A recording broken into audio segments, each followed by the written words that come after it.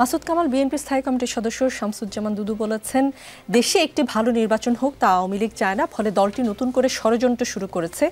বলেছেন তারেক রহমান যেন দেশ পরিচালনায় না আসতে পারে সেজন্য নির্বাচন বানচালে ষড়যন্ত্র চলছে। আওয়ামী লীগ এখন যে অবস্থায় আছে, বনানী এবং ধানমন্ডিতে ছাত্রলীগের ঝটিকা মিছিল আমরা দেখেছি, আর অনলাইনে তাদের সরব উপস্থিতি সর্বত্রই দেখা যায়। আওয়ামী লীগ আজ যে অবস্থায় আছে, দলটি নির্বাচন বানচালে কতটা প্রভাব রাখতে পারবে বলে আপনি মনে করেন? হ্যাঁ, দুদু ভাই আমার খুবই শ্রদ্ধেয় ব্যক্তি, বড় রাজনীতিবিদ, একজন একসময় ডাকসাইটে ছাত্র নেতাও ছিলেন। বাট আমার না মনে হয় কি জানেন, ওনারা না ছায়ার সঙ্গে যুদ্ধ করছেন। আওয়ামী লীগ নো হয় আর ভাই, বাংলাদেশে আওয়ামী লীগ কোথাও নাই।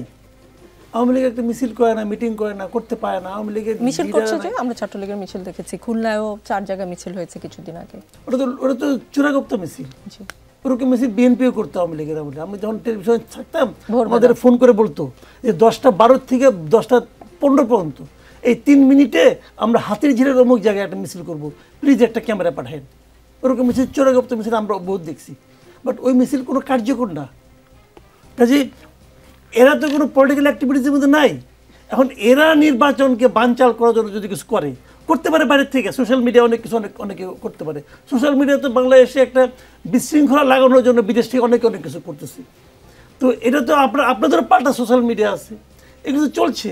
তো এটাকে একটা আপনার রাজনীতির ভাষা হিসেবে প্রধান প্রতিপক্ষ হিসেবে যদি আপনি দাঁড় করান, তাহলে কি হয় জানেন? তাহলে বরং ওদেরকে গুরুত্ব দেওয়া হয়। তো এই যে গুরুত্ব দেওয়াটা জুজুর ভয় পাওয়া তো উচিত। আমরা দেখেন, আমরা তো আশা করতেছি যে আগামীতে বিএনপি ক্ষমতায় আসবে। তো আমরা তো বিএনপিকে একটা শক্তিশালী দল হিসেবে দেখতে চাই। তারা এই জুজুর ভয়ে আক্রান্ত হবে, জুজুর ভয়ে পা কাঁপতে থাকবে। আমরা এরকম দুর্বল বিএনপিকে দেখতে চাই না। ধরেন বিএনপি ক্ষমতায় আসলো, তখন কি আওয়ামী লীগ এরকম ডিস্টার্ব করবে না? করবে। এখন এটা কি বলে আমি এই কাজটা করতে পারি নাই কারণ আওয়ামী লীগ ডিস্টার্ব করছে, আমি অমুক কাজটা করা উচিত ছিল, করতে পারি নাই কারণ ওরা ওখান থেকে ফোন করছে, ওরা এখান থেকে সোশ্যাল মিডিয়ায় ভাই এগুলি শোনার তো দরকার নাই। সোশ্যাল মিডিয়ার ইম্প্যাক্ট আমাদের এখানে আগামী দিনে আরও বাড়বে। ভালো লোক থাকবে সেখানে, খারাপ লোক থাকবে, মতলবী লোক থাকবে, সবগুলিকে আপনাকে ট্যাকেল করতে হবে। আপনি কিভাবে করবেন তার প্ল্যানটা আপনি করেন। আপনি আপনার অসহায়ত্ব প্রকাশ করেন কেন? আপনি আপনার অজুহাতগুলি দিচ্ছেন কেন? যখন আপনি অজুহাত দেন, তখন কিন্তু আপনাদের প্রতি আমাদের আস্থাটা কমে যায়। আমরা তো একটা শক্তিশালী সরকার চাই, যে সরকারকে এমনি অনেক কিছু ঝামেলা হয়ে গেছে, শক্তিশালী বিরোধী দল থাকবে কিনা একটা সন্দেহ তৈরি হয়েছে।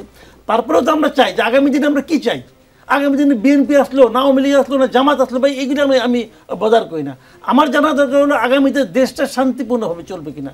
আমি জানতে চাই যে আগামীকাল আমার জীবন নিরাপদ থাকবে কিনা। শুনেন, এই দেশের সাধারণ মানুষের আমি মনের ভাবনা বলি। সাধারণ মানুষ বলে না যে এমন একটা সরকার আসুক যে আমার বাসায় বাজারটা পৌঁছায় দেবে। এটা সাধারণ মানুষ চায় না। সাধারণ মানুষ চায় যে আমার ইনকাম আমিই করব, আমার বাজার আমিই করব। আপনি গভর্নমেন্ট, আপনি আমাকে ডিস্টার্ব করেন না। মানুষ আর কিচ্ছু চায় না। এদেশের মানুষের মতো এত কম চাওয়া আর পৃথিবীর অনেক দেশেই নাই। আপনি ওয়েস্টার্ন কান্ট্রিতে যান, তারা সামাজিক নিরাপত্তা চায়, অমুক চায়, তমুক চায়, পেনশন চায়, কত কিছু, বেকার ভাতা চায়। আমাদের চাই না। আমাদের চাওয়াটা আপনি আমাকে প্লিজ ডিস্টার্ব করেন না। এরা তো ক্ষমতা যাওয়ার আগেই ডিস্টার্ব শুরু করছে। এটা তো ঠিক না।